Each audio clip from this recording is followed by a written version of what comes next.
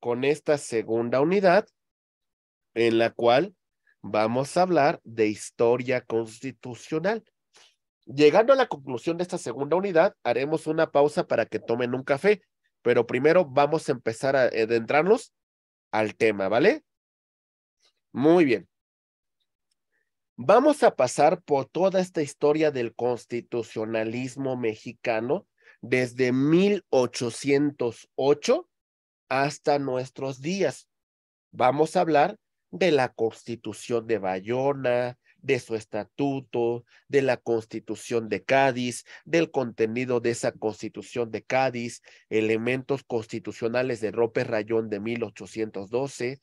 Vamos a hablar de los elementos constitucionales, la Constitución de Apatzingán, el Acta de Independencia del Imperio Mexicano en 1821, Reglamento del Imperio Mexicano, la Constitución Federal de 1824, las 7 leyes constitucionales de 1836, las bases orgánicas de la República Mexicana de 1843, el Acta de Reforma de 1847, la Constitución Federal de 1857.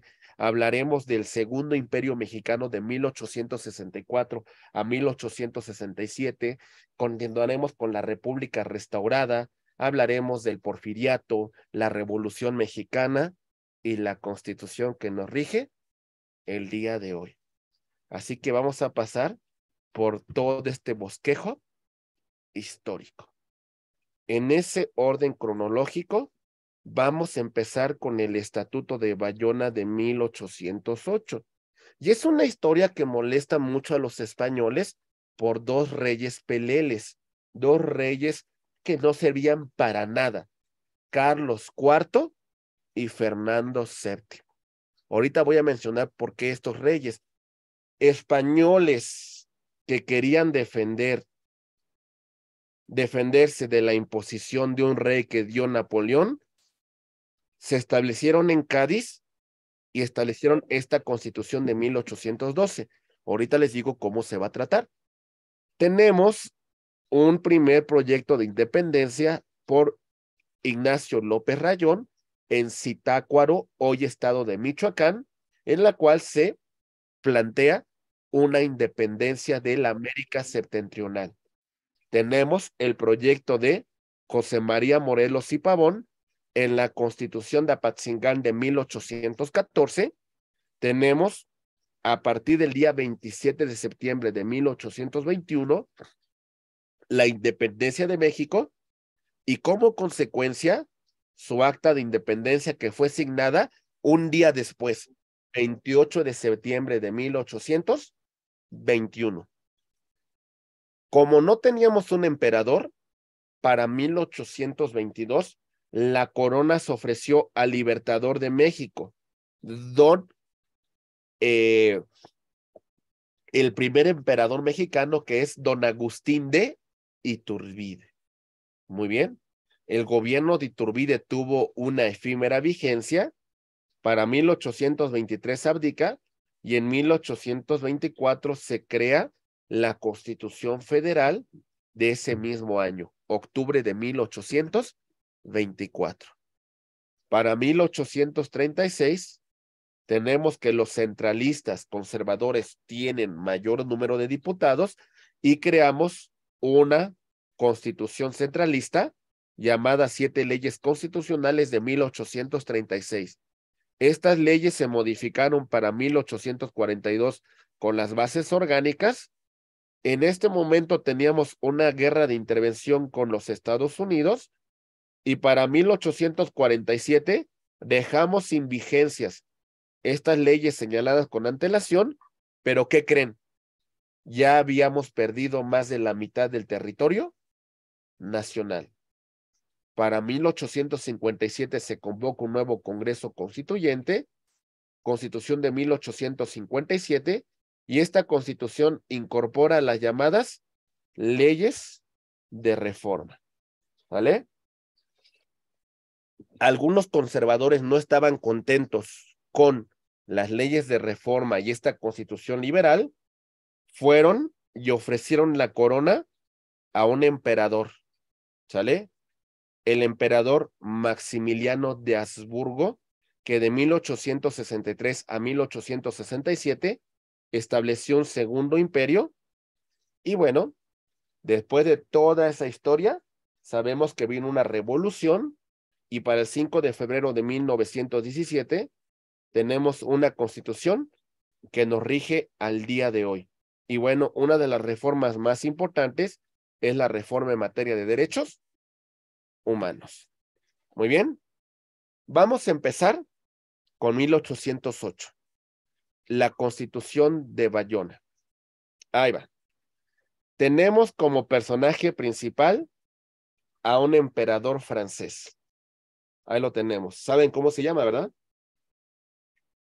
Napoleón. Don Napoleón Bonaparte. Muy bien. Napoleón Bonaparte, o sea, Francia tenía una guerra muy marcada con muchos países europeos, pero principalmente las diferencias que tenía Napoleón era con la Gran Bretaña. Aquí tenemos el mapa de Europa. Muy bien.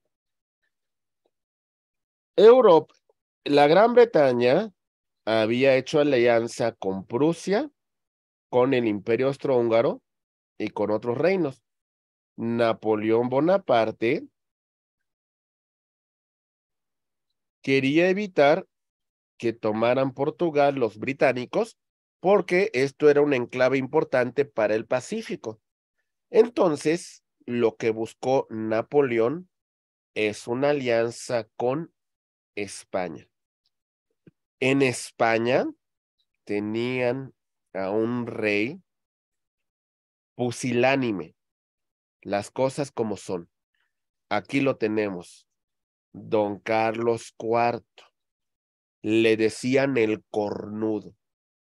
Dicen que ninguno de sus 6 hijos fue de él. Lo dijo su esposa en su lecho de muerte, que ninguno de los hijos era de él. Era pusilánime, era poco creativo, no gobernaba y toda la función de gobierno se la encargó a su secretario, Manuel Godoy. ¿Vale? Su hijo, Fernando VII, estuvo desde siempre en disputa con su padre. Es más, hay un monumento a Carlos IV en México. Y los que sean de la ciudad o hayan venido a la Ciudad de México lo han visto siempre. El caballito. La esfinge de la caballito, esa estatua, representa al rey Carlos IV. Muy bien. Bueno, esta era la situación.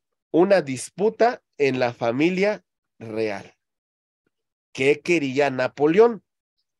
Napoleón quería acordar con Carlos IV y posteriormente con Fernando VII que le permitieran el paso de tropas por España para llegar a Portugal.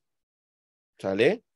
Y le decía a Manuel Godoy, que era el que realmente gobernaba, si me ayudas, te voy a dar parte de Portugal y tú tienes tu propio reino. Ya Manuel Godoy era bien ambicioso y dijo, va, ¿cuál es el problema? ¿Qué pasa si permitimos que un ejército entre por nuestro territorio? Pues puede ser que a lo mejor se quiera apropiar, ¿verdad?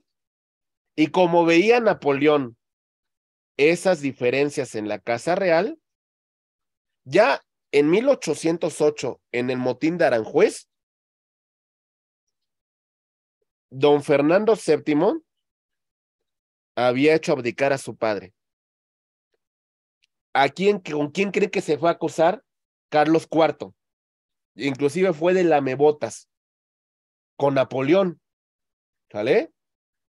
Para 1808 los convoca Napoleón a una población francesa que se llama Bayona. Y acude Fernando VII y acude Carlos IV.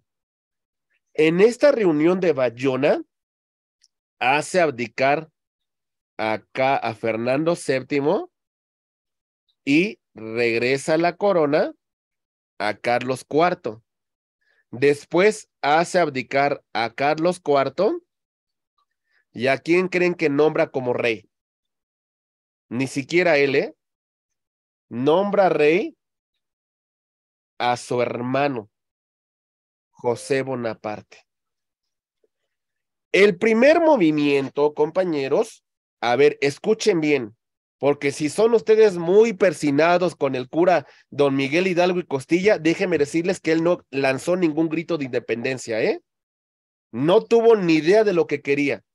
Cuando salió esa noche del 16 de septiembre de 1810, sí, hablaba de un mal gobierno, pero en realidad lo que en ese momento decían los criollos en México, bueno, en esta Nueva España, era lo siguiente.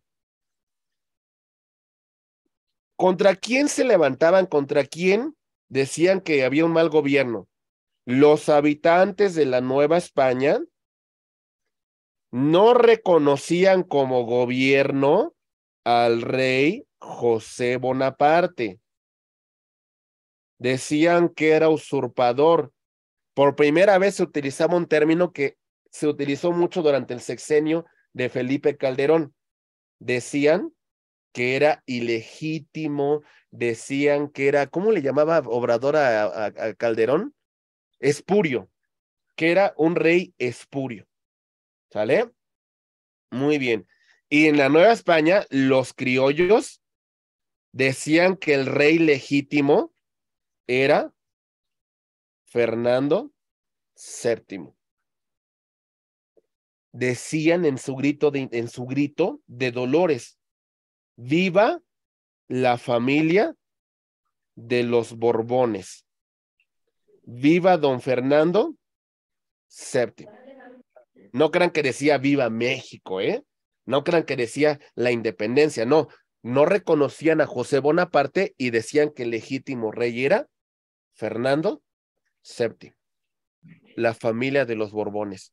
Inclusive Fernando VII recibió un apodo. Le decían el deseado. Ese era su apodo, el deseado. Todos querían que él fuera el rey. Muy bien. Ok, continuamos. Y en este estatuto de Bayona se estableció lo siguiente. Este es el preámbulo de la Constitución. En nombre de Dios Todopoderoso, don José Napoleón, por la gracia de Dios, rey de las Españas y de sus Indias, habiendo oído a la Junta Nacional congregada en Bayona, de orden de nuestro muy caro y muy amado hermano Napoleón, emperador de los franceses y rey de Italia, protector de la Confederación del Rin, hemos decretado y decretamos la primera Constitución para que guarde como ley fundamental de nuestros estados. Ahí tenemos el preámbulo de la Constitución de Bayona. Y en este preámbulo, en esta Constitución, había una mezcla entre una monarquía absoluta y un nuevo régimen. No había una soberanía nacional, estamos de acuerdo, ¿verdad?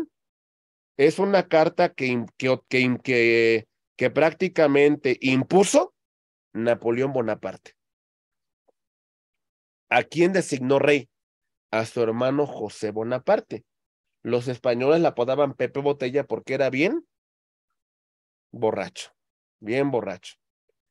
En este punto, en este estatuto de Bayona, se estableció una división de poderes. Las cortes estamentales, el Senado, la familia real de Napoleón Bonaparte y el poder legislativo, ¿sale? Controlado por el rey, José Bonaparte. Entre comillas, había una igualdad de la ley, se abolieron los fueros y se abolió la tortura. La única religión que iba a ser aceptada, bueno, había una libertad de religión, pero la religión oficial era la católica, apostólica y romana. ¿Sale? Muy bien. Muchos españoles peninsulares y muchos españoles de América tenían lo siguiente. Ahí va. Aquí tenemos el mapa de España. Muy bien. Muy bien. A grosso modo, toda España, todo, fue controlado por los franceses. Pero había una pequeña región aquí en donde todos los españoles que estaban en contra de esa imposición se establecieron. Esta región es la región de Cádiz.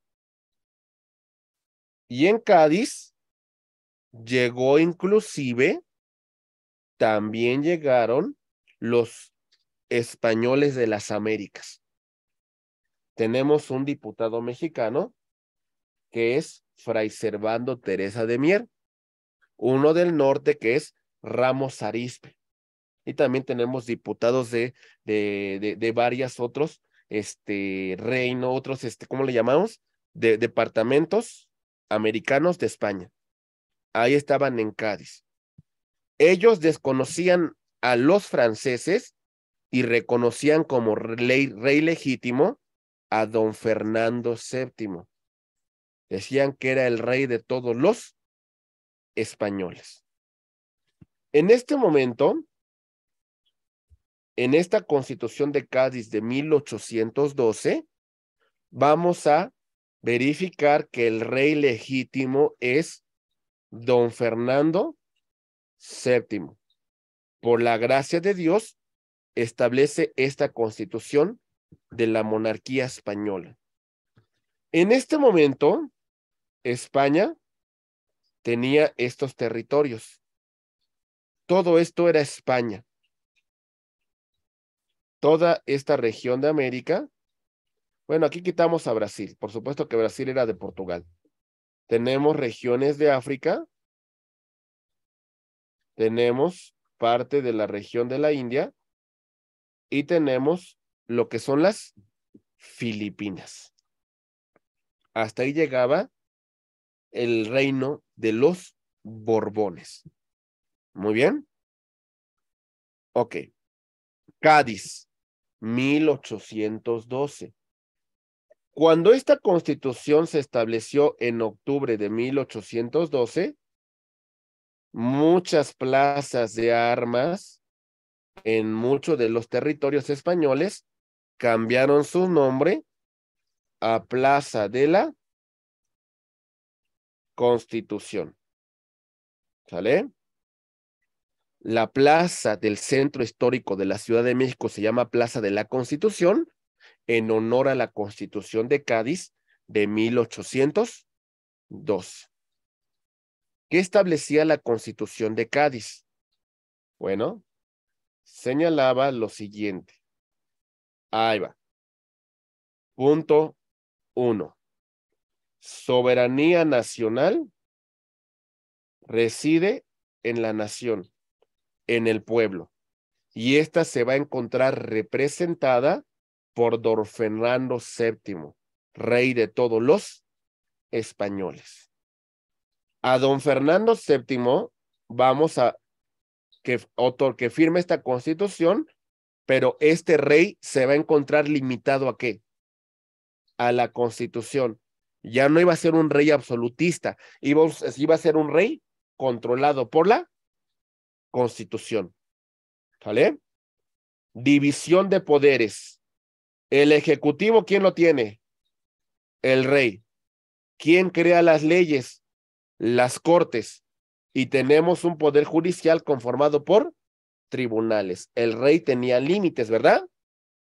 Se establecían ciertos derechos.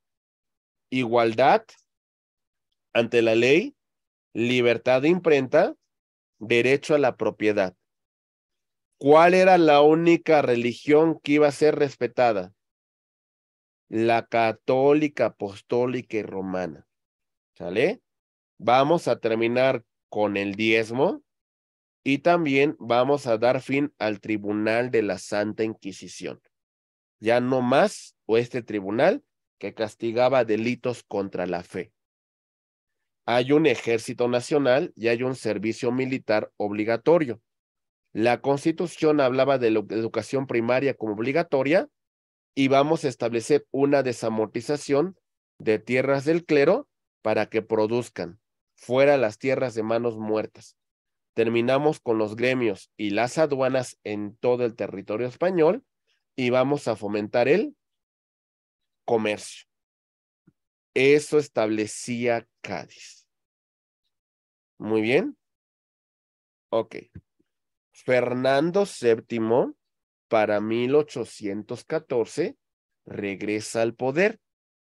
¿Y qué creen que hizo ese pelele de Fernando VII? ¿Qué se imaginan que hizo? Después de que habían luchado por él, después de que lo habían deseado como rey, ¿qué creen que hizo con Cádiz? ¿La aplicó? No, le valió un comino y dijo, yo voy a seguir siendo un rey absolutista. Ya se habían calmado las aguas en América, cuando Fernando VII regresó, pero su misma situación despótica hizo que volvieran a ser los movimientos de independencia. Y tenemos, por ejemplo, un proyecto constitucional para 1812 por Ignacio López Rayón. En este proyecto constitucional tenemos lo siguiente. Ahí va. Se hablaba de la América septentrional. Se hablaba de una independencia con España, aunque se le ofrecía la corona de la América septentrional a don Fernando VII. Y esto es lo que estableció ese proyecto constitucional. 1. La religión católica y apostólica y romana es la única y oficial de todo este reino. Es una independencia con España. ¿Cuál era el nombre que iba a recibir esta tierra que se independizara? América Septentrional. ¿Quién tiene la soberanía? ¿En quién radica? En el pueblo. ¿Y quién va a representar esta soberanía? Don Fernando VII. ¿Sale? Había un protector nacional, así le llamamos, no presidente, protector nacional, que es el ejecutivo. La soberanía del pueblo la va a ejercer a través del Supremo Congreso Nacional y hay un ejercicio de la soberanía que busca la independencia y la felicidad del pueblo. ¿Sale? ¿Qué más tenemos? Bien, tenemos que este proyecto constitucional hablaba de una separación de poderes, ejecutivo, legislativo y judicial. Se proscribió la esclavitud y las castas, se reconocieron derechos civiles, se organizó militarmente el Estado y se señaló como fecha nacional el 16 de septiembre como fiesta nacional por el inicio del movimiento de independencia. Muy bien. Ok. Bueno, hay alguien que no le gustaba que le robaran protagonismo. Y el protagonista aquí no fue, pues, el siervo de la nación. Fue Ignacio López Rayón.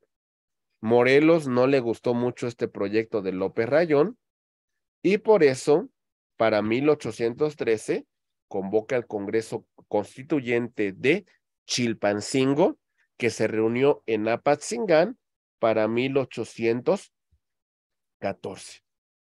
¿Sale? Y basado en una obra que había escrito Morelos llamado Sentimientos de la Nación, en gran parte fue una inspiración para este decreto constitucional. Y ya tenía un nombre en nuestra patria. Decreto constitucional para la libertad de qué? De la América mexicana.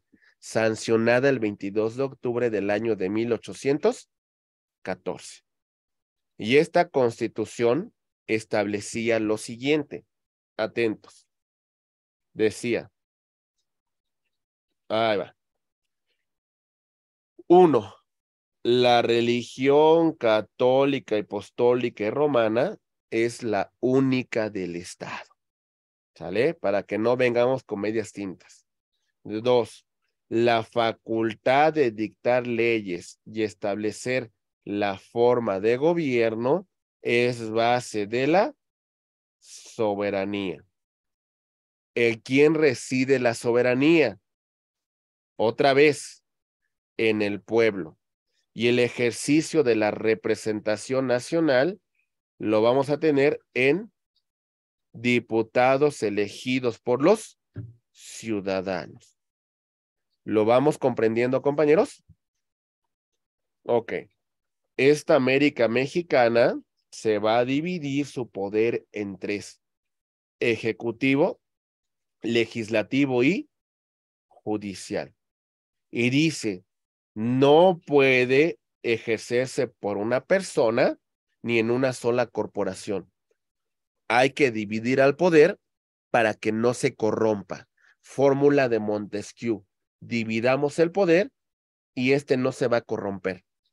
Se señalan como ciudadanos los nacidos en América.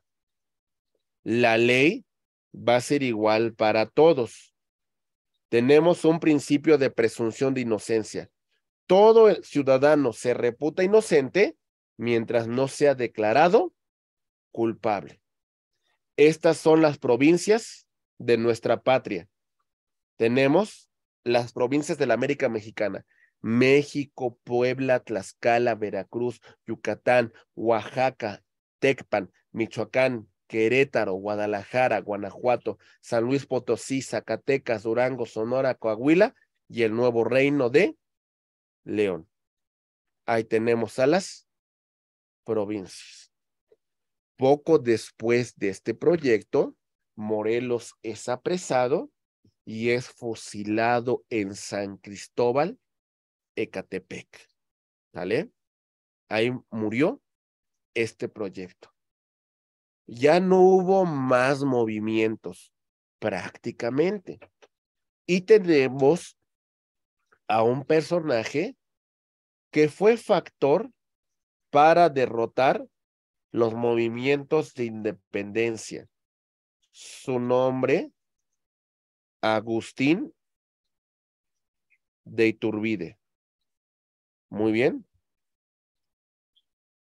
Agustín de Iturbide era parte del ejército realista. Como parte del ejército realista, había participado con éxito y había, pues, logrado hasta cierto punto la pacificación del país. Para 1820, el virrey lo convoca para hacer frente a un movimiento que se encontraba en el sur, encabezado por un personaje que se hacía llamar Guadalupe Victoria y por otro personaje llamado Vicente Guerrero. Principalmente hace alianza con Guerrero y hace una alianza en la cual juran luchar por la independencia. El abrazo de Acatempan ya no forma parte del ejército realista Iturbide, sino junto con Guerrero y Guadalupe Victoria vamos a luchar por la independencia. Se conforma el ejército trigarante de las 3 garantías. Aquí está. El verde es el color de la familia real, de la familia de los Borbones, los reyes de España, que querían que alguien, ya sea Fernando VII o alguno de los infantes, gobernara. El blanco, no crean que son los volcanes y demás, no, el blanco es el color de y la pureza de la religión católica. Ajá. Y el rojo es la unión de criollos, mestizos, mulatos, indios, etcétera, etcétera. Toda la sangre une al ejército trigarante, el ejército de las tres garantías. Para el 27 de septiembre de 1821, después de la firma de los tratados de Córdoba y el Plan de Iguala, el ejército trigarante entra triunfante a la Ciudad de México y entonces se firma el Acta de Independencia del Imperio Mexicano. Aquí tenemos un extracto de esta Acta de Independencia, que a la letra dice lo siguiente. Atentos. Acta de Independencia del Imperio Mexicano, pronunciada por la Junta Soberana congregado en la capital el 28 de septiembre de 1821. La nación mexicana, que por 300 años ni ha tenido voluntad propia ni libre uso de la voz, sale hoy de la opresión en la que ha vivido. Los heroicos esfuerzos de sus hijos han sido coronados y está consumada la empresa eternamente memorable, que un genio superior de toda admiración y elogio por el amor y gloria de su patria, principio de Iguala, prosiguió y llevó a cabo, arrollando obstáculos casi insuperables. ¿Sale? Continuamos. Y dice lo siguiente.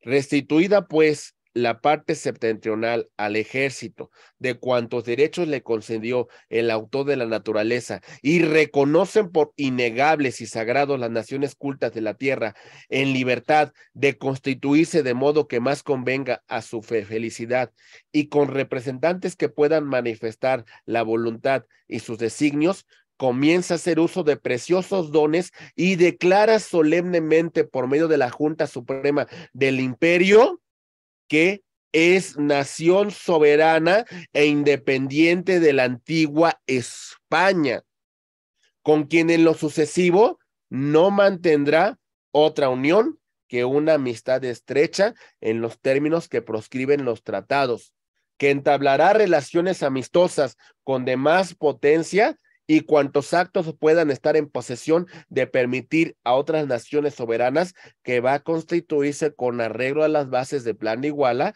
y Tratado de Córdoba, estableciendo el primer jefe del ejército imperial de las tres garantías y, en fin, sostendrá todo trance con sacrificio los saberes y vidas de sus individuos si fuere necesario. Esta solemne declaración, hecha en la capital del imperio el 28 de septiembre de 1821, primero de la independencia mexicana. ¿Sale? Como ningún rey Borbón vino a gobernar a México, se estableció un consulado. ¿Sale? Un consulado que es un gobierno de tres. Hasta 1822, el pueblo, dicen, la casa de Iturbide se encuentra muy cerca de Palacio Nacional, muy cerca de la Catedral Metropolitana, a unos cuantos metros. Dicen que una muchedumbre salió y gritó vítores en favor de don Agustín de Iturbide, señalando que fuera el primer emperador mexicano. Viva don Agustín I, emperador de México. Y ahí establecemos el reglamento del Imperio Mexicano, que vamos a ver algunos artículos a grosso modo que decía lo siguiente. Artículo 5. La nación mexicana es libre en derechos en las demás que habitan el globo y tenemos, en este caso, México es una nación libre, independiente, soberana, reconoce iguales derechos y su gobierno es una monarquía constitucional. Tenemos un gobierno representativo en las Cortes y es hereditario porque el cargo de rey se va a heredar a los miembros de la familia real. ¿Cómo conocemos a nuestra nación? Como imperio mexicano. Artículo 6. Es indivisible porque se rige por las mismas leyes en toda la extensión del territorio para la paz y la armonía de sus miembros que mutuamente deben auxiliarse a fin de conspirar con el, por la común felicidad. Artículo 7. Son mexicanos sin distinción los habitantes en el imperio. En consecuencia del glorioso grito de Iguala, han reconocido la independencia y los extranjeros que en lo sucesivo vengan desde el conocimiento y aprobación de este gobierno, si se presentan al ayuntamiento, eligen su residencia en México y juran lealtad y fidelidad al emperador y las leyes, vamos a considerarlos nosotros como mexicanos, ¿vale? Artículo 9 del reglamento del imperio. Dice lo siguiente: el gobierno mexicano tiene por objeto la conservación, tranquilidad y prosperidad del Estado y sus individuos, garantizando derechos como libertad, propiedad, seguridad, igualdad legal, exigiendo el cumplimiento y deberes recíprocos. Artículo 11. La libertad personal es igualmente respetada. Nadie puede ser preso ni arrestado, sino conforme con lo establecido con una ley anterior a los casos señalados. Principio de debido proceso. Dice el artículo 23, el sistema de gobierno político se compone de 3 poderes: legislativo, ejecutivo y judicial. No pueden recaer en una sola persona, en una sola corporación. ¿Vamos bien? Iturbide tuvo un gobierno débil. Iturbide fue traicionado y se levantó en armas en 1824, un personaje detestable para la historia mexicana, un veracruzano. Su nombre, don Antonio López de Santana. ¿Sale? El plan de Casamata triunfa, abdica Iturbide, se va al exilio. Y para 1823 se convoca un Congreso Constituyente y para octubre de 1824 se sanciona la Constitución Federal de 1824. En la imagen ustedes ven un personaje. Este personaje se llama don Fray Servando Teresa de Mier, que también participó en las Cortes de Cádiz.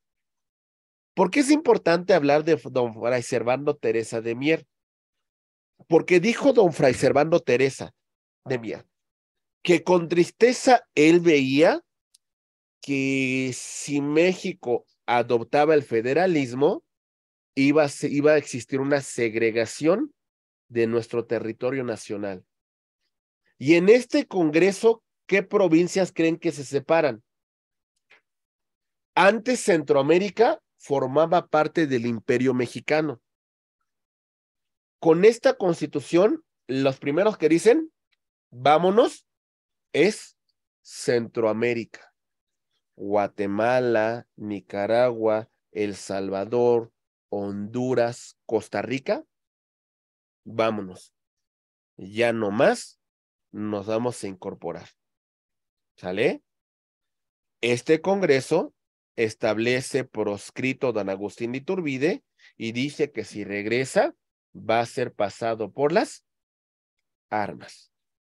La Constitución Federal de 1824 establece lo siguiente: 20 estados, 4 territorios federales y un distrito federal. Había una dependencia federal, fiscal y militar. Tenemos un poder federal débil y tenemos los gobiernos de estados sumamente fuertes. Se conserva la integridad del territorio, con excepción de Centroamérica. Se establece una supremacía del poder legislativo. Vean, dejen, más o menos les voy a mencionar un ejemplo. Aquí tenemos un Congreso. Imagínate, esto representa el poder legislativo, ¿sale? Y aquí tenemos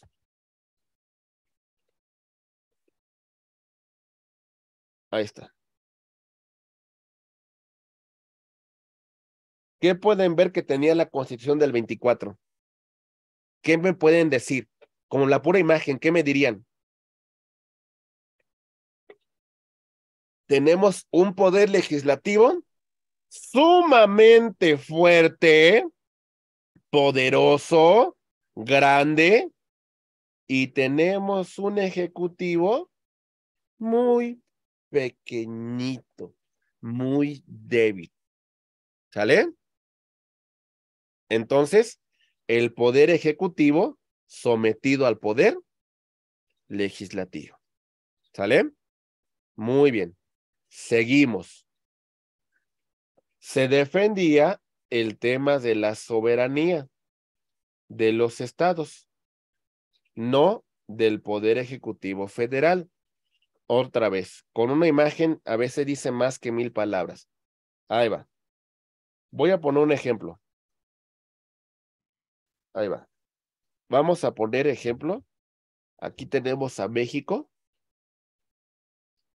Y voy a poner, a ver, muy pequeño. Aquí está. Y voy a poner, por ejemplo,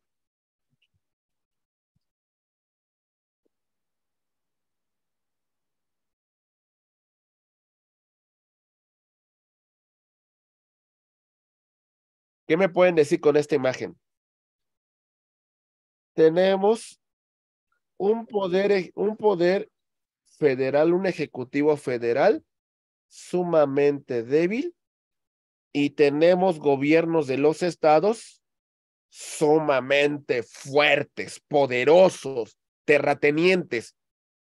¿Pinta bien esto, compañeros? ¿Pinta que vamos a llegar a un buen puerto?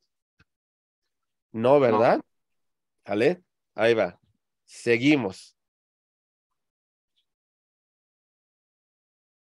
Si son de la Ciudad de México o han venido por acá al centro histórico, la Constitución de 1824 se firmó muy cerca del centro de la Ciudad de México. Hoy es sede del Museo de las Constituciones. Lo van a encontrar por detrás del Templo Mayor. Por ahí vamos a tener nosotros la iglesia donde se firmó la Constitución de 1824, ¿vale? No hay derechos del ciudadano, ¿sale? Reiteramos, gobierno federal que es pequeñísimo, ineficaz, ¿sí?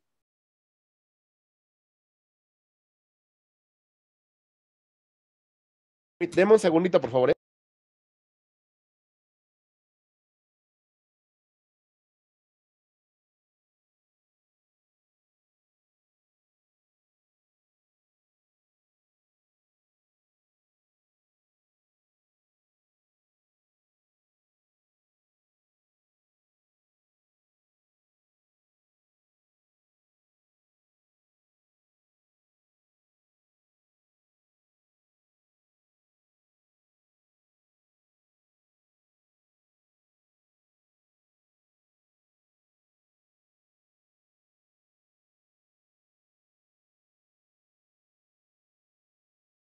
Perdón, ¿me escuchan? Sí, muy bien. Sí. Ok, entonces no, era un gobierno muy débil, Inestabilidad política interna. Tenemos dos facciones. Ahí va. Y esto se va a dar durante todo el siglo XIX. Tenemos una facción llamada liberales contra una facción llamada conservadores. ¿Sale? Nunca nos pusimos de acuerdo. ¿Saben cuál es la diferencia con Estados Unidos? Que ellos sí se pusieron de acuerdo. Seguimos al 2023 y seguimos sin ponernos de acuerdo. Ese es un gran problema que hemos tenido en México. Inestabilidad interna porque no sabemos ponernos de acuerdo. Muy bien. Hay provincias que se declaran independientes. Tenemos el caso de Centroamérica. Centroamérica se va de México. Ahí va. Muy bien. Entonces, estas provincias de Centroamérica se van para ya nunca volverse a incorporar. ¿Vamos bien? Ok. Había un temor importante al centralismo, a los conservadores. Y como no hicieron bien su chamba los liberales, ¿qué creen que pasó? ¿Qué se imaginan? Pues los conservadores tomaron fuerza. Las diputaciones de los conservadores tomaron fuerza y no había un tema de que soy mexicano y me siento mexicano. No, había más una identidad regional. ¿Sale? Bueno, este es un mapa en la cual ustedes pueden apreciar cómo se encontraba nuestro territorio para 1824. Ahí lo tenemos. Grande, majestuoso. México nació con poco más de 4 millones de kilómetros cuadrados como nación independiente. Cuando nació al mundo, todos decían, ha nacido un gigante, ha nacido una nación que va a ser una potencia, ha nacido un gigante en América. Y no nos pusimos de acuerdo. 1836. Santana es como los políticos actuales, ¿eh? Es un camaleón. Cuando a veces estaba con los liberales, otras veces con los conservadores, él estaba con quien más le daba, con quien más le repartía. No era una persona honesta, no era una persona responsable. Perdió su pierna durante una batalla. ¿Y qué creen? Le hizo honores militares. Y con honores militares fue enterrada en el Panteón de San Fernando, Ciudad de México. Lo pueden visitar. Si están en la Ciudad de México, vayan y al Panteón de San Fernando, que está muy cerca del Metro Hidalgo. La entrada es gratuita de 9 a 2 de la tarde. Llevan a ver a grandes personajes de la historia enterrados en el Panteón de San Fernando. Cuando la gente estaba contenta con este personaje, le hacían vítores a su pierna. Cuando se enojaban, la desenterraban y la arrastraban por toda la ciudad. Don Antonio López de Santana.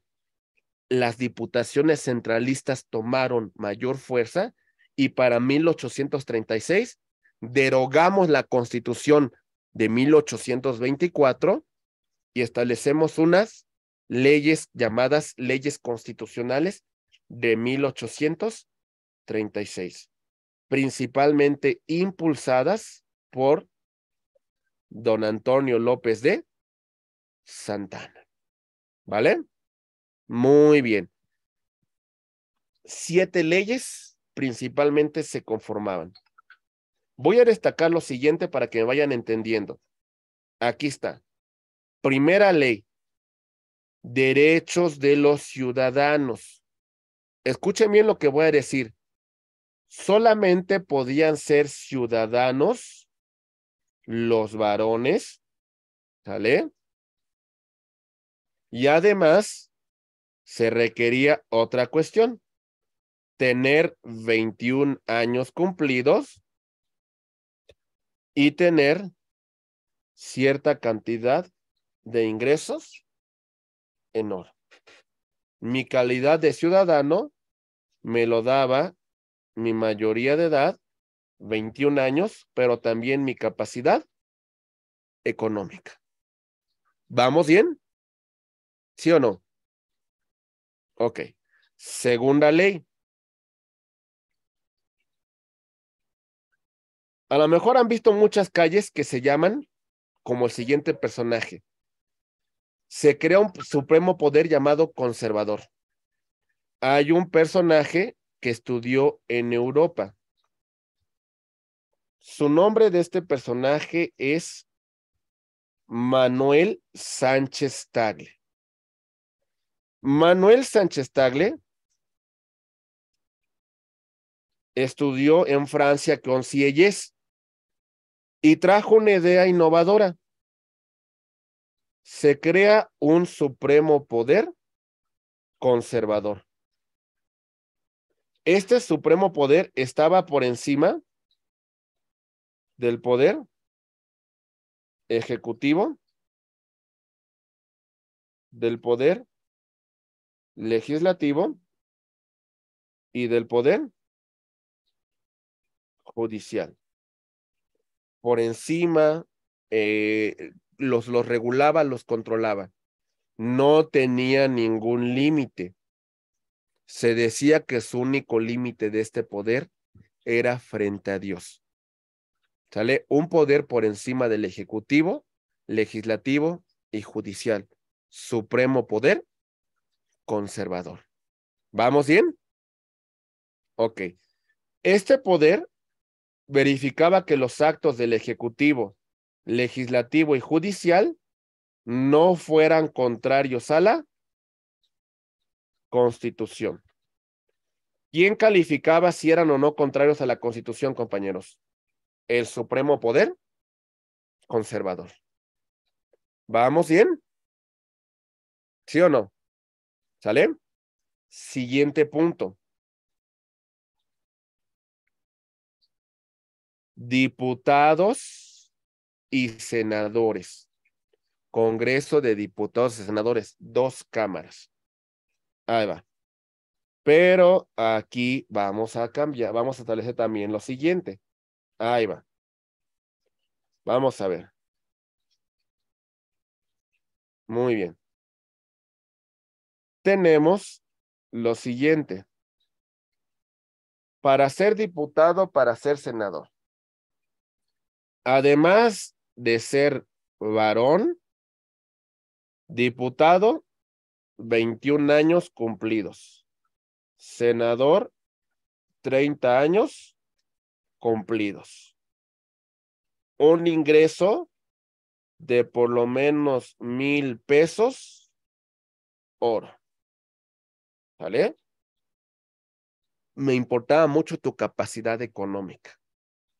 ¿Nos quedó claro? ¿Sí? Muy bien. ¿Cómo se elegía el presidente? Era algo muy similar que la democracia americana hoy en día. Elección del presidente. Ahí voy. Voto. ¿Cómo se realizaba? Es más, les voy a enseñar una joyita que tengo. Vean. A ver si la alcanzan a ver. Legislación electoral mexicana de 1812 a 1973. Una verdadera joya. ¿Y por qué les menciono esto? Ahí les va. ¿Cómo se elegía el presidente? Muy bien, ahí va. Les platico el tema del voto. Primero, el voto, ya lo vimos. Mexicano, varón, 21 años cumplidos y por lo menos tenía que tener un ingreso anual de 100 pesos en oro. ¿Sale? Muy bien. Participaba y se elegía a un colegio electoral.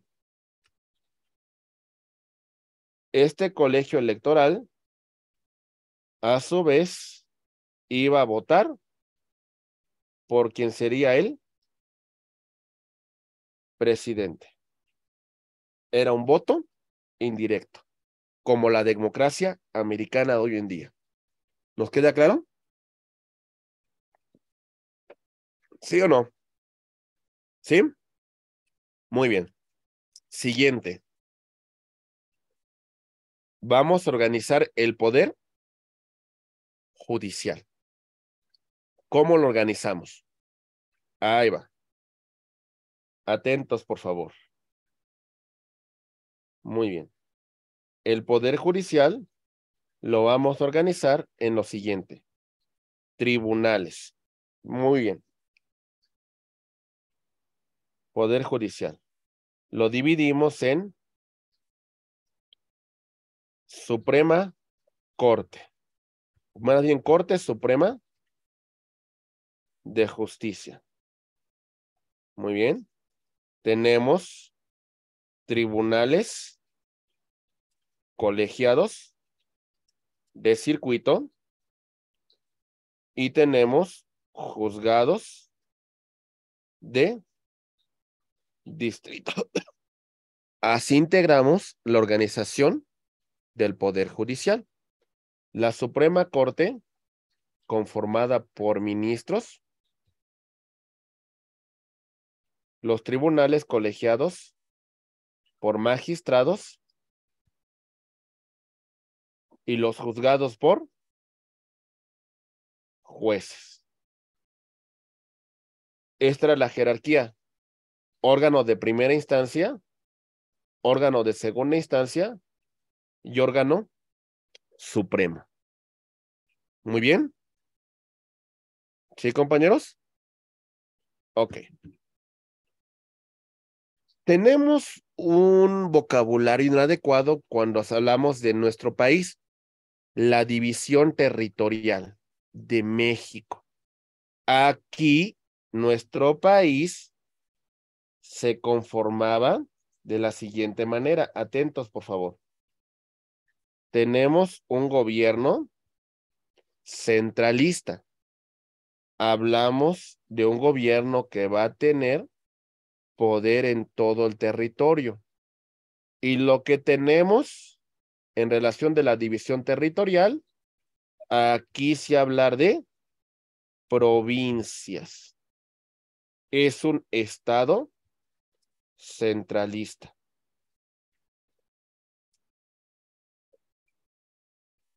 Hablar de provincias el día de hoy es incorrecto. No se puede decir.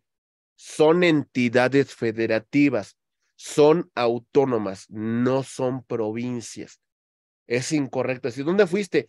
Fui a provincia. ¿De dónde eres? Soy de provincia. No es cierto. Son entidades federativas.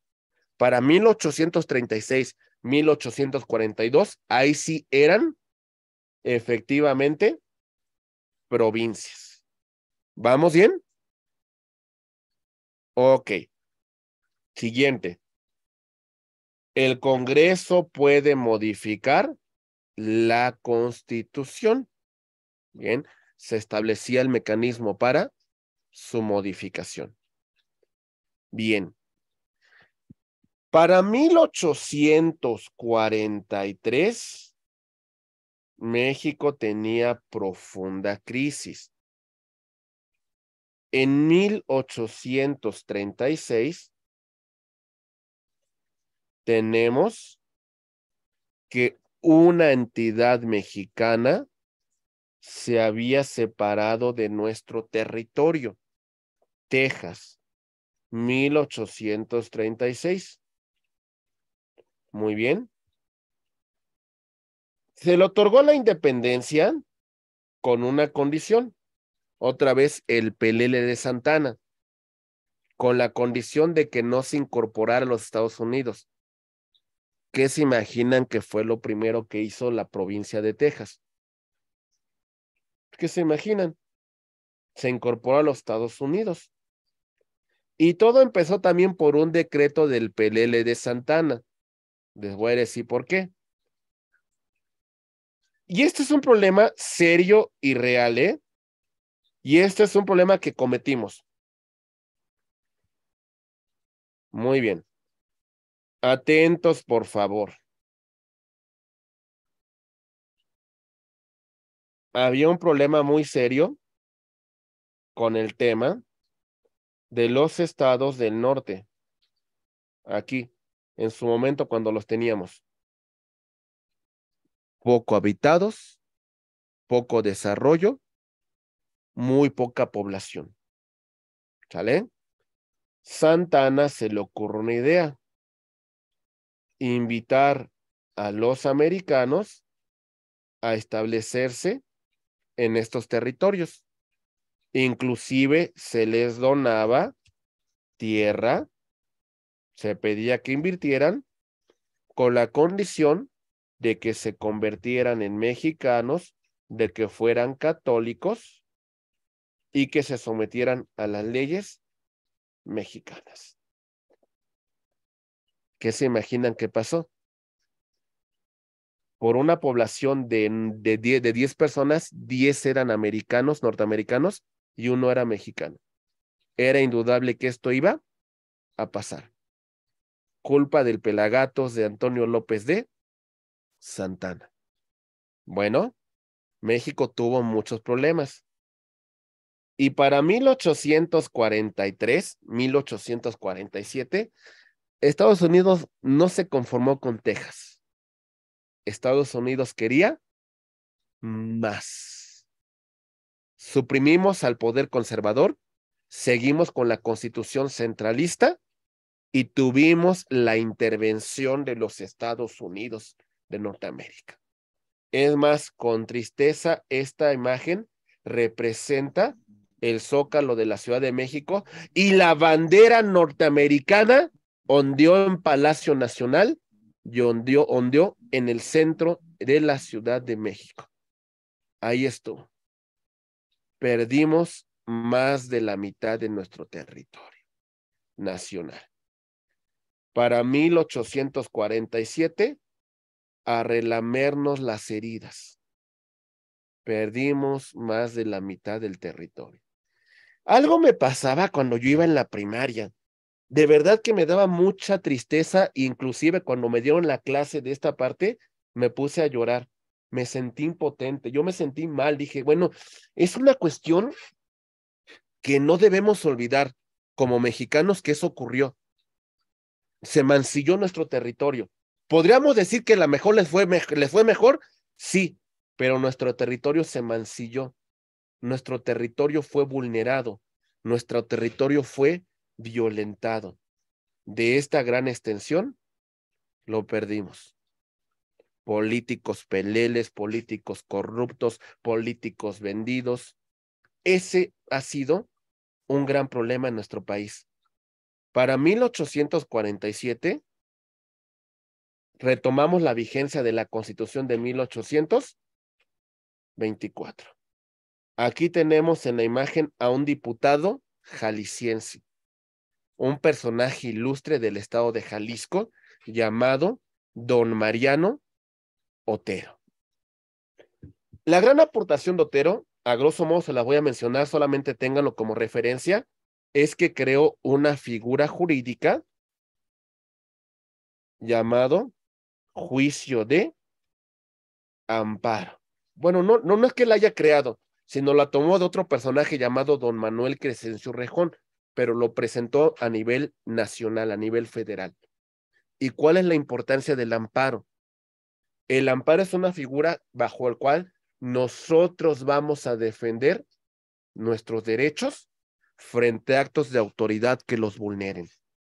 Esa es la gran importancia del juicio de amparo. Muy bien. Bien, ya casi llegamos al final de nuestra historia. Ya México, tristeza después de 1847. Muchas cosas surgieron a partir de entonces. Muchos dicen que fue una historia creada por la literatura. Otros dicen que tiene cierta parte de verdad. Pero había que formar una identidad nacional que no teníamos, y sobre todo en los jóvenes. Se creó el mito de los niños héroes, jóvenes que dieron su vida para defender nuestra patria. No teníamos identidad y poco a poco la empezamos a generar. Empezaron a surgir grandes poetas, grandes escritores que empezaron a conformar esta historia de nuestro país. Éramos grandes y no lo sabíamos. Éramos grandes y lo ignorábamos. Somos grandes y el día de hoy seguimos sin saberlo. Seguimos ignorándolo. Seguimos no dando importancia a la grandeza cultural que tenemos como mexicanos. Para el 5 de febrero de 1857 tenemos la Constitución Federal. Grandes aportaciones, personajes como don Benito Juárez García, tenemos a Lerdo de Tejada, tenemos a Comofort, tenemos a Manuel Altamirano, tenemos a Ignacio Ramírez el Nigromante, tenemos a Francisco Zarco y demás personajes tan importantes en la historia que conformaron esta Constitución Federal del año de 1857. Tuvo una distinción esta Constitución. Vamos a verla. Ahí va. Esta Constitución es de ideología liberal y la redactó el Congreso Constituyente. Fue jurada el 5 de febrero de 1857. Esa fecha fue muy a propósito y les voy a decir por qué. Ahí va.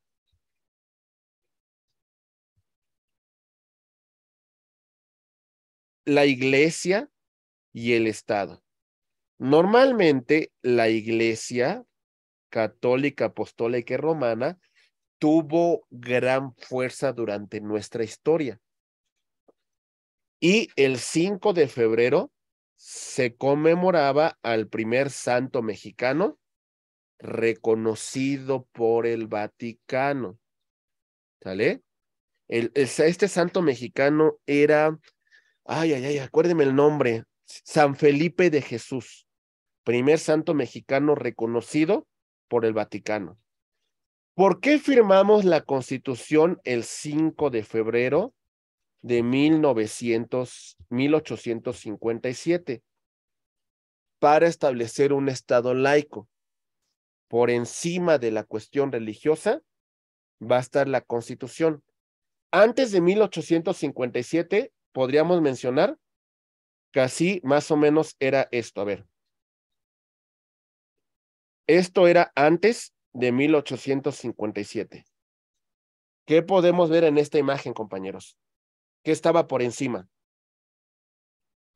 La iglesia. La iglesia, exactamente. Con las leyes de reforma y con esta Constitución de 1857, lo que pretendió es esto. Estado laico. La Constitución, las instituciones del Estado por encima de la iglesia. Muy bien. ¿Vamos bien? Fue jurada el 5 de febrero de 1857. Tenía 8 títulos y 128 artículos. Separación del Estado con la iglesia y por primera vez se estableció que la libertad de culto. ¿Sale? Se dividió el país en 25 estados, un territorio federal que era el de Baja California y el Distrito Federal. Muy bien. Ok. Algunos artículos de esta Constitución que consideré más relevantes son los siguientes.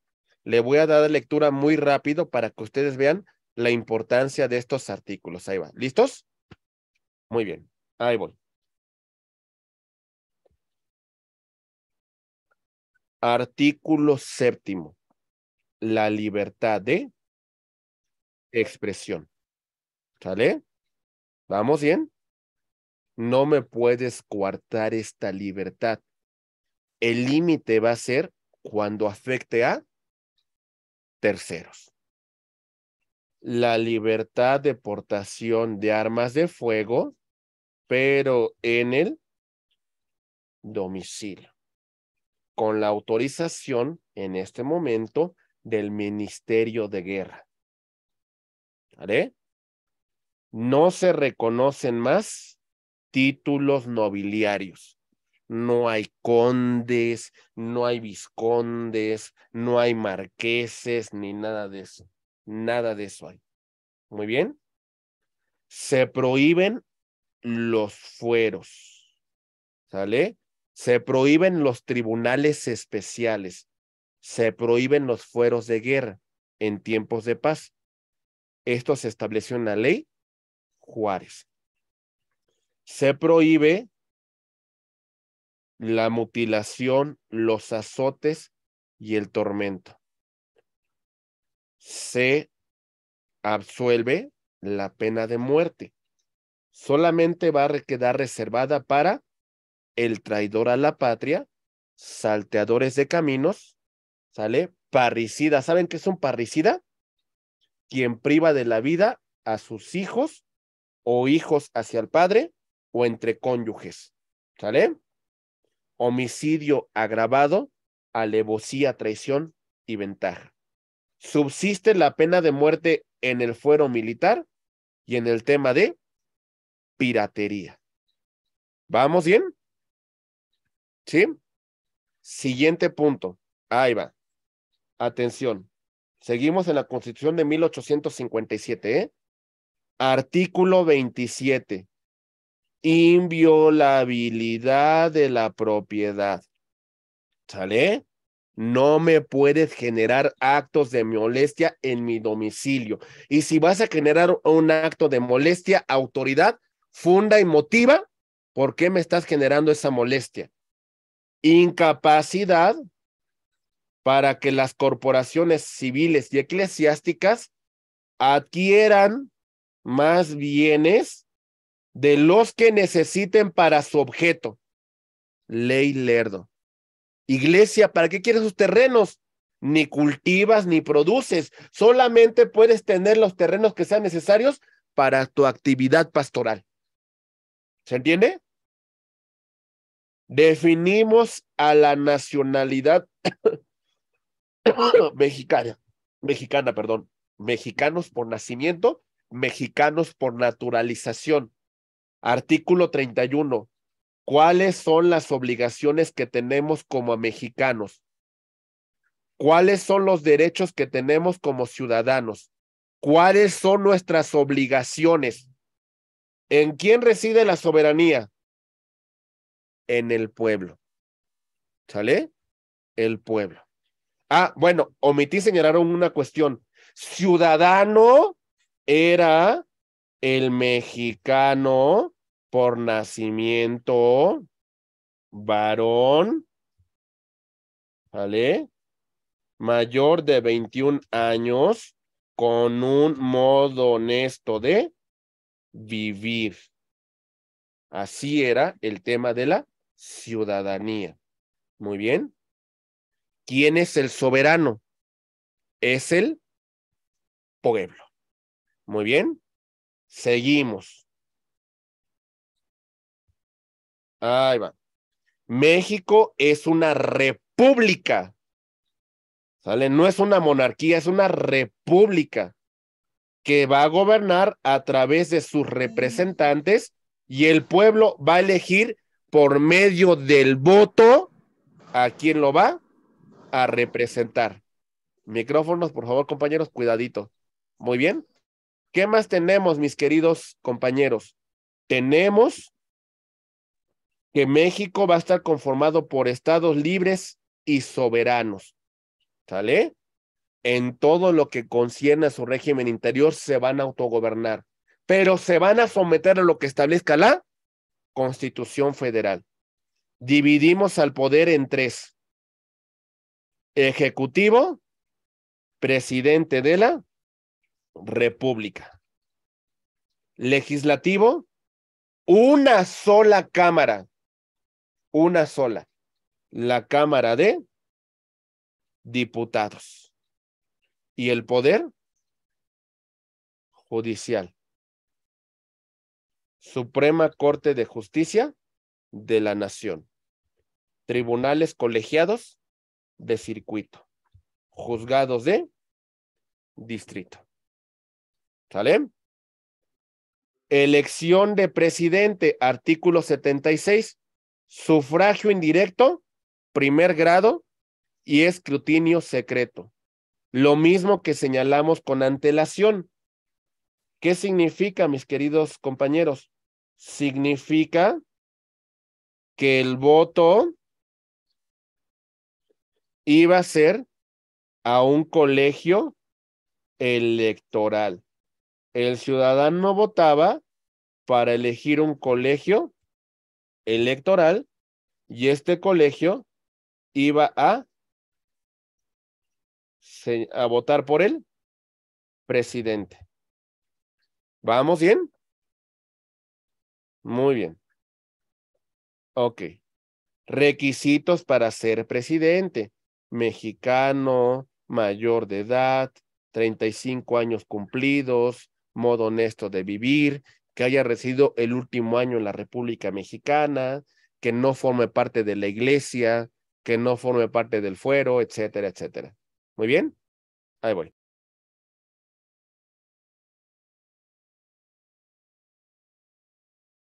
Muy bien. Seguimos y vemos la prohibición de alcabadas, aduanas internas, ¿sale? No pudiese cobrarse impuestos, contribuciones en un tema interior. La Constitución es inviolable y, como establecimos en el artículo 136, si un gobierno contrario a esta Constitución se estableciera, tan luego como el pueblo recobrara su independencia o su libertad, esta Constitución retomaría vigencia.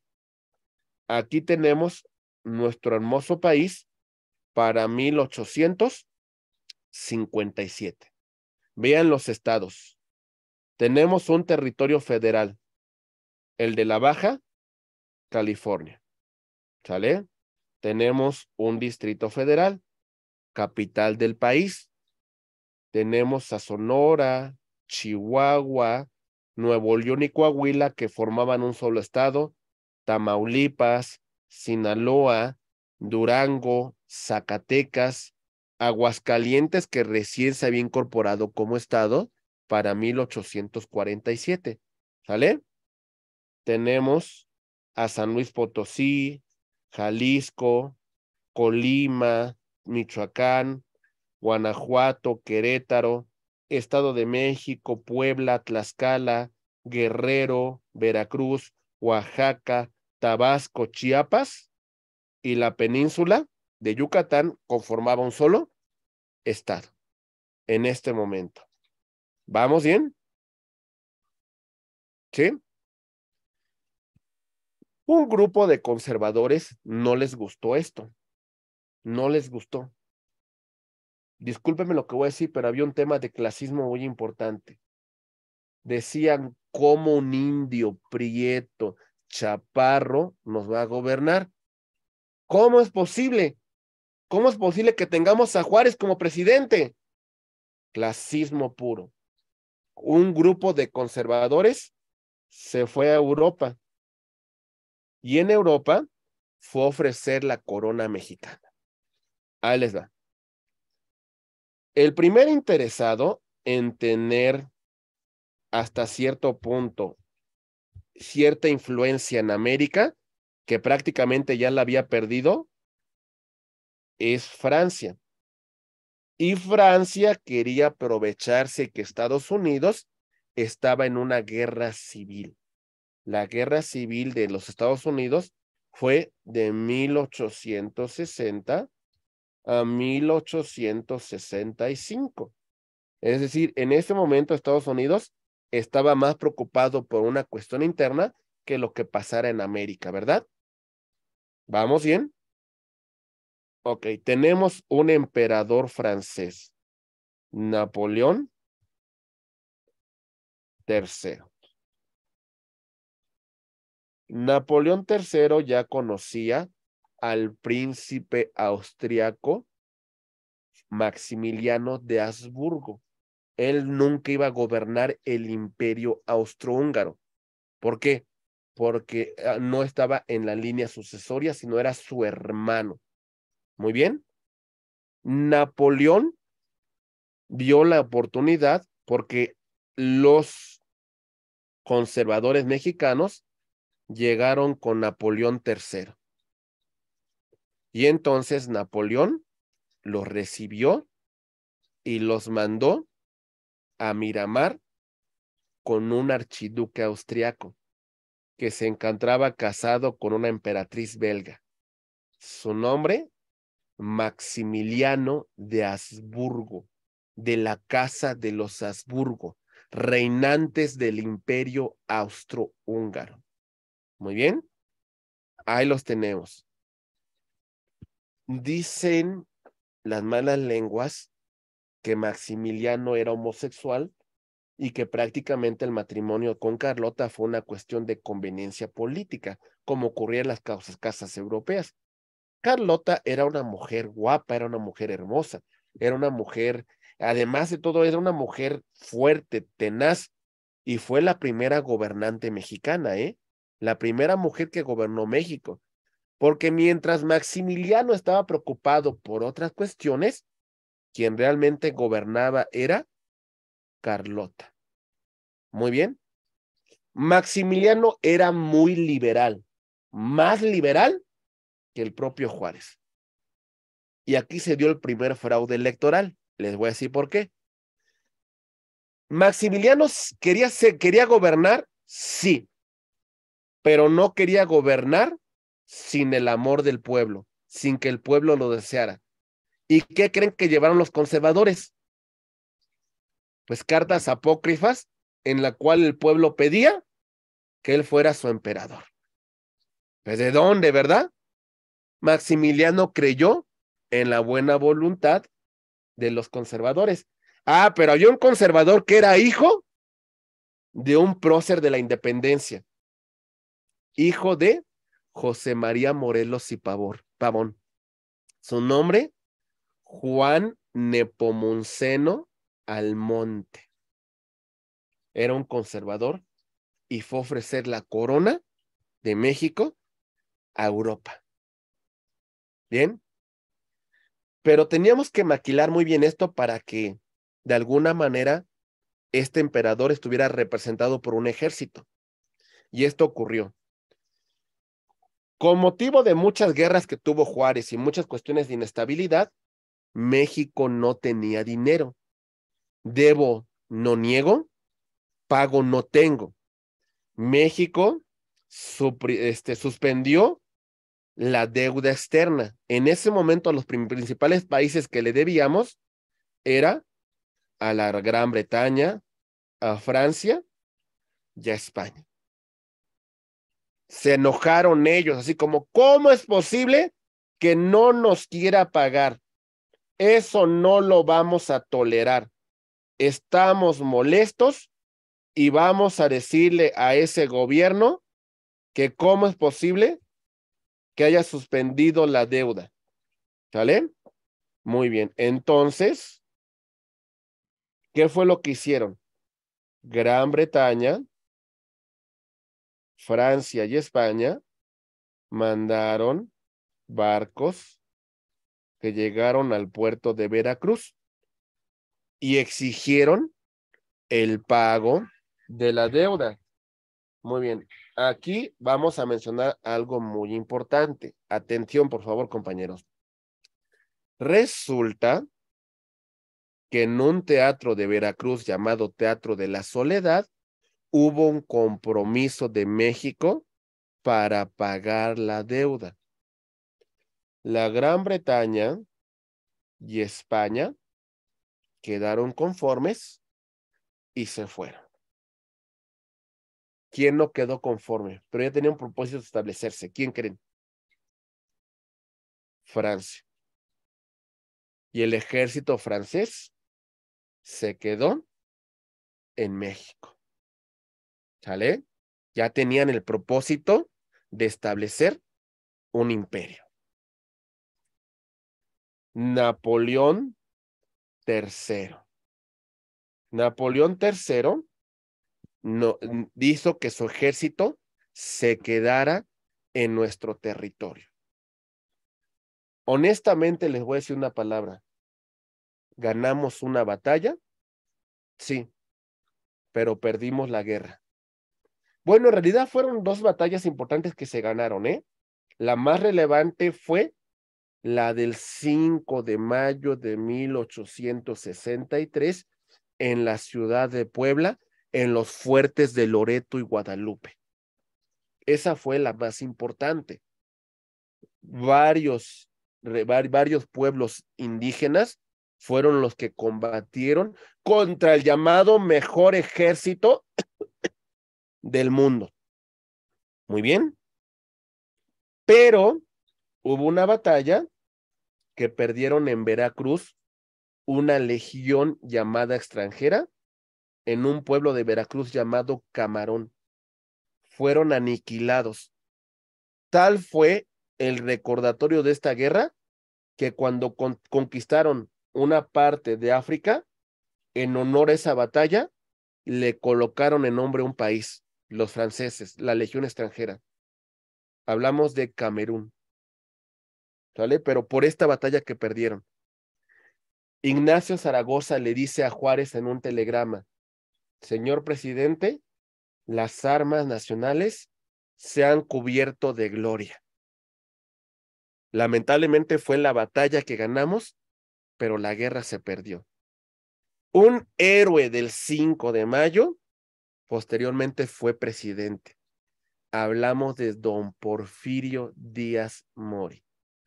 Bueno, gana el ejército francés y Maximiliano de Habsburgo llega al puerto de Veracruz constituido como emperador. Tiempo después se arrepintieron los conservadores porque resulta que Maximiliano fue mucho más liberal que Juárez. Es más, muchos pueblos indígenas le dieron el bastón de mando a Maximiliano. Decían que era el regreso de Quetzalcóatl. No, a ver, les voy a decir una cuestión histórica. No crean que el tema de que Obrador hubiese en Palacio Nacional el día de la toma de posesión aceptando el bastón de mando, fue el segundo presidente que lo recibió de los pueblos y comunidades, porque el primero que lo recibió fue Maximiliano de Habsburgo y estableció muchos derechos para estos pueblos. Fue mucho más liberal, totalmente. Pero bueno, pasó una cuestión importante y les voy a decir por qué. Estados Unidos terminó su guerra civil para 1865. Y ahora sí volteó a ver lo que pasaba en México. Y en Francia, para esos años, Francia entró en una guerra con Prusia. Y entonces le dijo a muchos, quitó a sus soldados y los llevó a Francia. El emperador se quedó solo, sin fuerza, y se refugió en el último bastión conservador, la ciudad de Querétaro. Y, bueno, fue fusilado para 1867 en el Cerro de las Campanas. Maximiliano era masón, al igual que Juárez, grado 33. Muchos dicen que Maximiliano no fue fusilado en el Cerro de las Campanas y que se fue a El Salvador. Ahí llegó con un hombre, Justo Armas.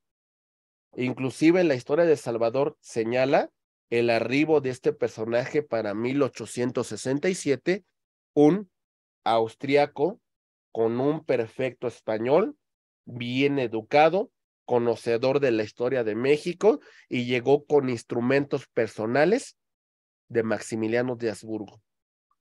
Llegó descalzo porque le juró a la Virgen de Guadalupe que si le perdonaba la vida, en su vida jamás iba a volver a utilizar zapatos. Es más, cuando enviaron el cuerpo de Maximiliano a Austria, la madre de Maximiliano dijo, este no es mi hijo. Es más, hubo un momento en que pudieron haberle perdonado la vida a Maximiliano, pero su madre de Maximiliano, la archiduquesa austriaca, le dijo, un emperador de tu envergadura, un emperador de 33 años, un emperador en pleno ejercicio de sus facultades, no abdica. La abdicación es tema de un anciano o de un estúpido. Y un Habsburgo no es un estúpido. Prefiero un hijo muerto que un emperador abdicado. Se quedó. Carlota se fue a Europa y dicen que enloqueció. Se volvió loca. Carlota vivió hasta 1922 en Europa. ¿Sale? Maximiliano dicen que también vivió hasta la entrada de los años 20, como Justo Armas. Bueno, después de toda esta plática, llegamos a la República restaurada. Juárez llega nuevamente y se establece como presidente en Palacio Nacional. Años después, Juárez muere. Y bueno, 19 de julio de 1872, la muerte de don Benito Juárez García en Palacio Nacional. Se convocan elecciones y sale presidente Lerdo de Tejada. Tuvo una elección con otro personaje ilustre de la historia, don Porfirio Díaz Mori. Porfirio Díaz pierde la elección y ¿qué creen que dice? Que hubo fraude electoral. ¿Sale? Y lanza un plan para 1876 llamado Plan de Tuxtepec, en la cual él estaba inconforme de que Juárez hubiera establecido tantos años en el poder y ahora viniera otro juarista a establecerse en el poder de forma indefinida. Y entonces el lema de campaña en este plan era el siguiente: sufragio efectivo, la no reelección. No fue un tema maderista, ¿eh? Lo que hizo Madero cuando lo estableció es recordarle a Díaz lo que él había establecido en el plan de Tuxtepec. Porfirio Díaz llega al poder para el 6 de diciembre de 1876. Y mis estimados amigos, sabemos todos que llegó una etapa histórica llamada el Porfiriato. Tuvo muchas cosas buenas. Díaz decía una frase: mucha administración, poca política. Pacificó al país. ¿Sale? La belleza de las ciudades que tenemos, Ciudad de México, Guadalajara, Puebla, León, Chihuahua, etcétera, etcétera, no radica de la colonia, radica del porfiriato. Las ciudades palaciegas se le deben a la inversión de Díaz. Por primera vez en la historia, en México, con el ministro de Hacienda, Yves Libantur, tuvimos el primer superávit, por más de 7% crecimos. El peso a la par del dólar. El peso moneda de cambio en muchos países del mundo. ¿Saben cuál es el principal problema de Díaz? El principal problema del porfiriato es el siguiente. El dinero, el poder adquisitivo, la riqueza de nuestro país se estableció en un 95% en unas cuantas familias. ¿Sale? El 95% de la riqueza del país en unas cuantas familias. El 5% restante en el pueblo, en abandono total. Esta era una situación real y ese fue el gran problema del porfiriato. Si hubiesen sido más equitativos con la distribución, posiblemente otra historia hubiese cantado. En el porfiriato se estableció una frase que se decía orden y progreso, pero progreso para las clases adineradas, progreso para los terratenientes, progreso para la gente privilegiada. ¿Sale? Hubo una entrevista bien importante que Díaz dio en 1908 a un periodista norteamericano llamado James Krillman. Dice Díaz, ya he estado mucho tiempo en el poder, ya pacifiqué al país, ya lo institucionalicé, ya estoy listo para separarme del cargo e irme a descansar. Ya no volveré a competir. México ya es una nación que está preparada para la democracia.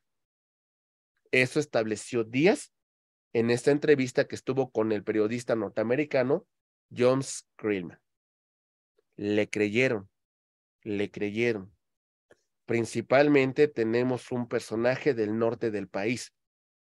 Tenemos a don Francisco Indalecio Madero, que con otros personajes ilustres formó el partido antireeleccionista, recordándole la frase de Díaz en el plan de Tuxtepec: sufragio efectivo, la no reelección.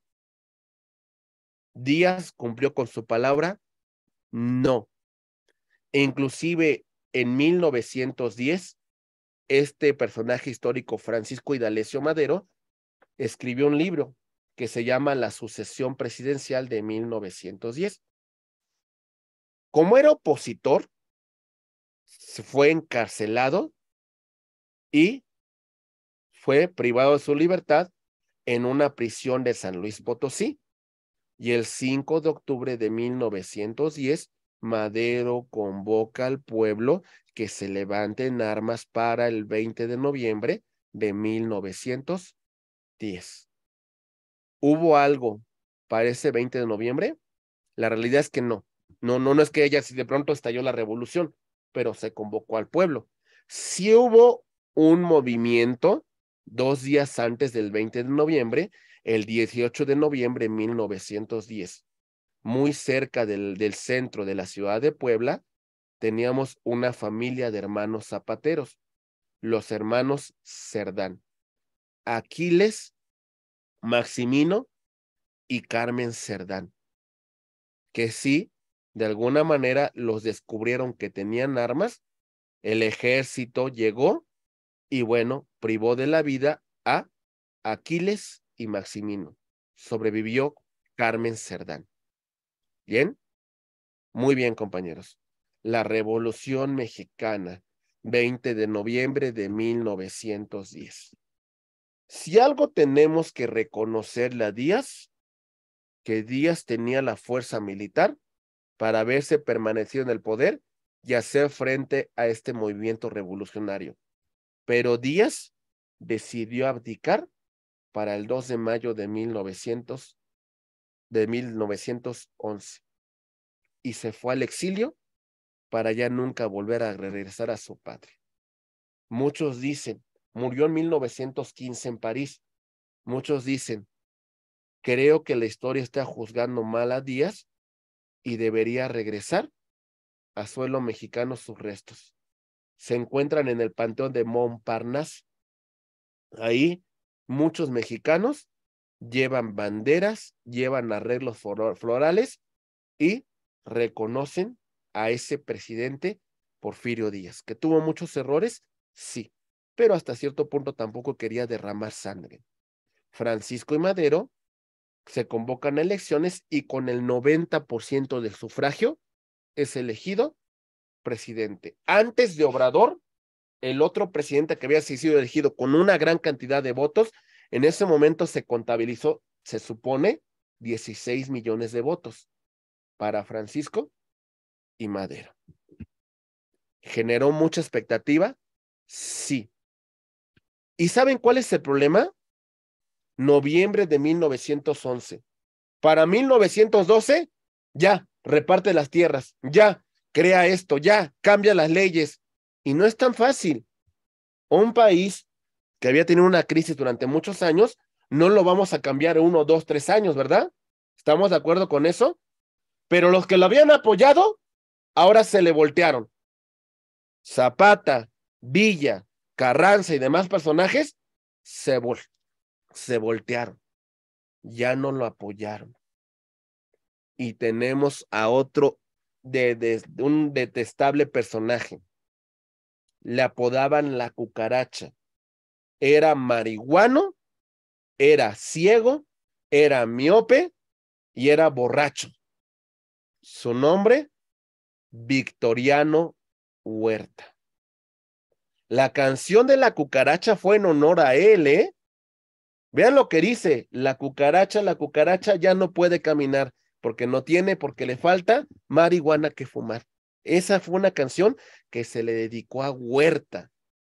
Huerta, ¿sale? Que se supone que tenía que proteger la vida de Madero, lo traicionó junto con Félix Díaz y junto con Bernardo Reyes y otro metiche, el embajador de los Estados Unidos. Para febrero de 1913, Madero, junto con el presidente Pino Suárez, fueron ajusticiados detrás de la prisión de Lecumberri. Ahí yace un monumento que honra la memoria de Madero y Pino Suárez. Muy bien. Ya no teníamos presidente y vicepresidente. La Constitución establecía lo siguiente, ahí les va. Decía, bueno, en primer lugar, si el presidente falta, vamos a designar como el titular al vicepresidente. Y si también falta va a ser al secretario de Relaciones Exteriores. En ese momento, el secretario de Relaciones Exteriores era un señor llamado don Pedro Lascurain.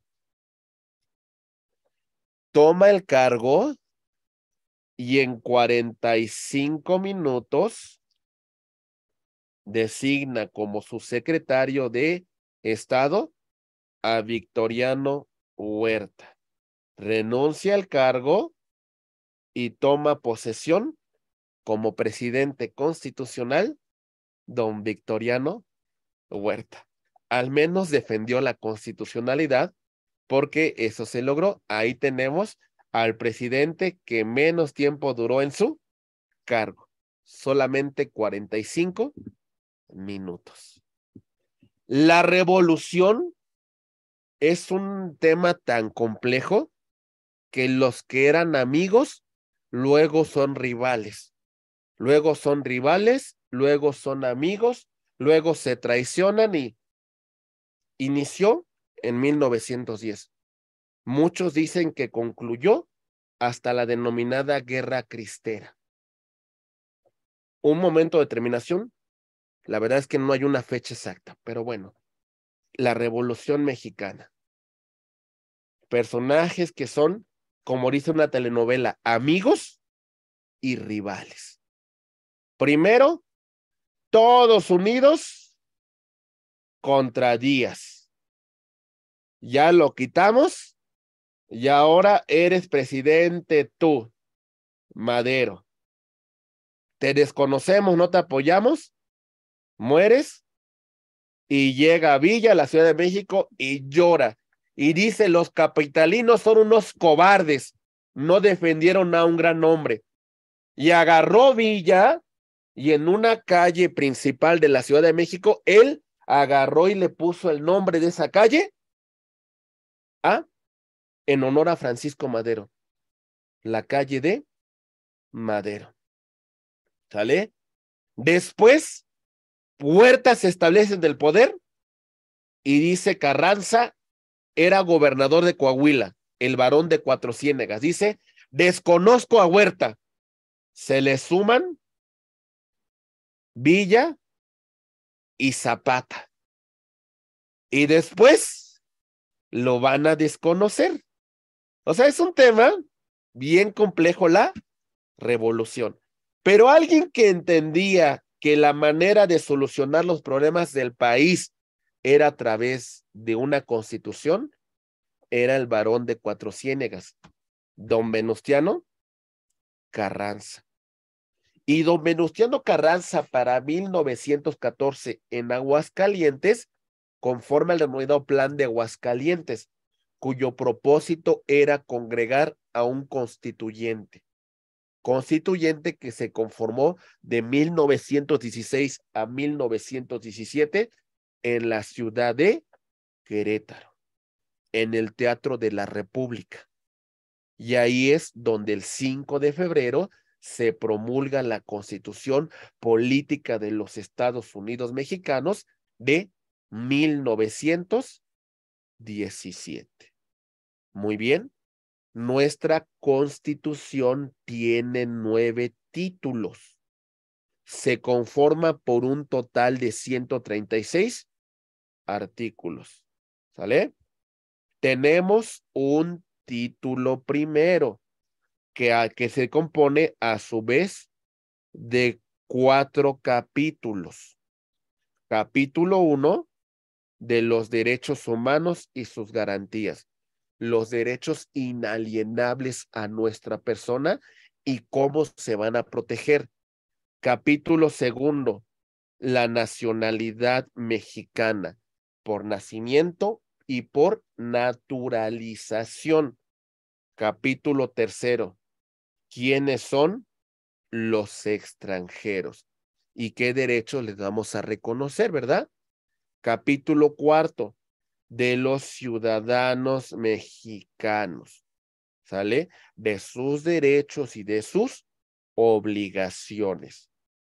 Título 2, de la soberanía, tenemos 2 capítulos.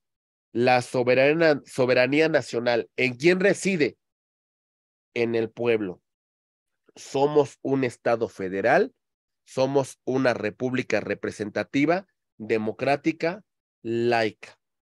Capítulo 2, las partes integrantes de la federación. 31 estados y la Ciudad de México, ¿sale? Que también es una entidad federativa. Título 3,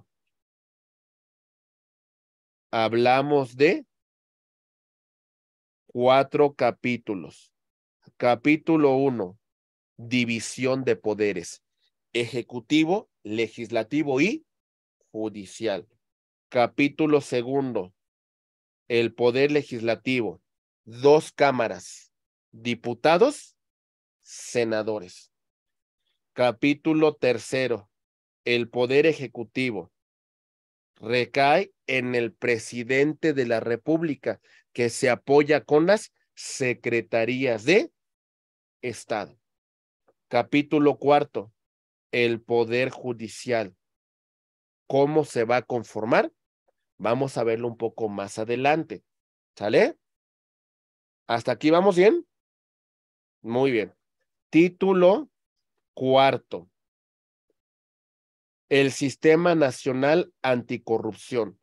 Responsabilidad de los servidores públicos particulares vinculados con faltas administrativas graves, hechos de corrupción y patrimonial. Artículo 108 al artículo 114. Muy bien. Ok. Seguimos. Título 5. De los estados de la Federación y del gobierno de la Ciudad de México. Artículo 115 al artículo 122. ¿Sale? Título 6. Del trabajo y la previsión social. Artículo 123. ¿Vamos bien, mis queridos abogados? Compañeros, perdón. ¿Vamos bien? ¿Sí? Muy bien. Seguimos. Título 8. Previsiones generales. Artículo 124 al artículo 134. Varias cuestiones como las facultades que tienen los estados y el gobierno de la Ciudad de México. ¿Quiénes tienen prohibición de desempeñar un cargo de elección popular? ¿Sale? ¿Cuál es el monumento que van a recibir los servidores públicos? ¿Sale? También vamos a regular algunos aspectos como la protesta constitucional que van a rendir los servidores públicos electos por el voto popular, las funciones de los militares en tiempos de paz, la cuestión de la separación de la iglesia con el Estado, la facultad del gobierno federal para establecer impuestos en temas de comercio exterior, ¿sale? La jurisdicción de los bienes inmuebles de la federación y bueno, algunos aspectos muy importantes que aquí establecemos. Título 8 de la reformas a la Constitución, artículo 135 y título 10 del tema de la inviolabilidad a la Constitución. Artículo 136. ¿Vamos bien? Ok. Bien, compañeros, ¿alguna duda sobre todo este aspecto histórico? Que discúlpenme que lo hayamos analizado. Yo sé que fue mucha información, pero ¿vamos bien? Muy ¿Sí? interesante todo. Sí. ¿Sí? Sí, profesor. Ahorita Gracias todo por bien. contextualizar todo esto, porque sí es importante retomarlo. Claro, claro, ¿no? O sea, al final de cuentas creo que pues a veces lamentablemente no recurrimos tanto a la historia. Les recomiendo una obra muy importante que es una obra muy bien documentada y les va a servir mucho para estudiar la historia de México. Del Fondo de Cultura Económica, se llama la obra Historia Mínima de México. ¿Sale? O sea, es una obra bastante bien documentada y muy sencilla para su lectura. Muy bien. Entonces, esa obra se la recomiendo para que estudien toda esta historia de México y que puedan tener nociones importantes de la importancia que tiene nuestra historia. ¿Vale? Muy bien. Ok. ¿Sale? Mis queridos compañeros.